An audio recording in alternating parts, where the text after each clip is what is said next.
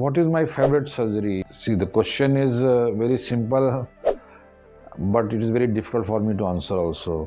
क्योंकि कुछ पैटर्न्स हैं जो चेंज होते रहते हैं, सर्जरी की टाइप्स भी बदलती रहती हैं। जब मैं शुरू में आया था तो काफ़ी केसेस थे जो एक्ने स्कार के या चेचक के दाग के बहुत पेशेंट मिलते थे उस ज़माने में, और उनको हम लोग डर्माब्रेजन छील के करते थे। पेशेंट खुश होता था तो उनकी लाइफ में एक चेंज आ जाता था, तो हमें बड़ी खुशी होती थी कि भाई हमने एक बड़ा अच्छा काम किया।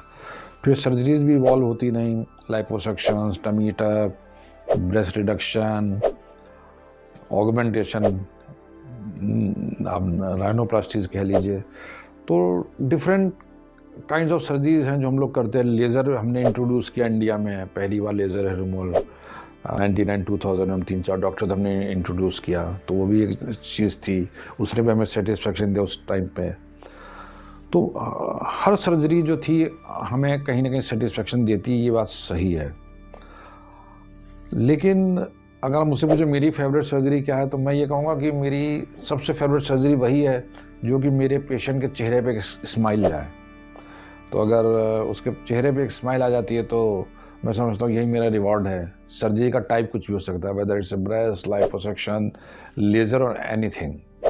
लेकिन कई चीज़ें होती हैं जो लाइफ चेंजिंग होती हैं, और अगर पेशेंट को लगता है कि उसकी लाइफ में परिवर्तन आया है, तो फिर उसके बाद जो उनके चेहरे पे स्माइल होती है, और वो स्माइल देख के हमें जो आनंद मिलता है वो उसकी हम बखान नहीं कर सकते, हम कह नहीं सकते, because we have no words for that.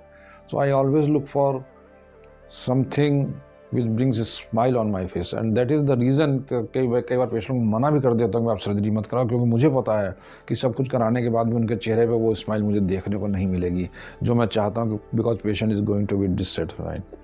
तो न सिर्फ मेरा, मुझे लगता है कि जितने भी ज़्यादा सर्जन्स हैं वो भी यही आपसे कहेंगे कि भाई कोई भी सर्जरी जो हमारे पेशेंट के चेहरे पे एक मुस्कान ला दे, उसको सेटिस्फेक्शन दे दे, वही हमारे लिए अल्टीमेट सर्जरी होती है। Thank you very much.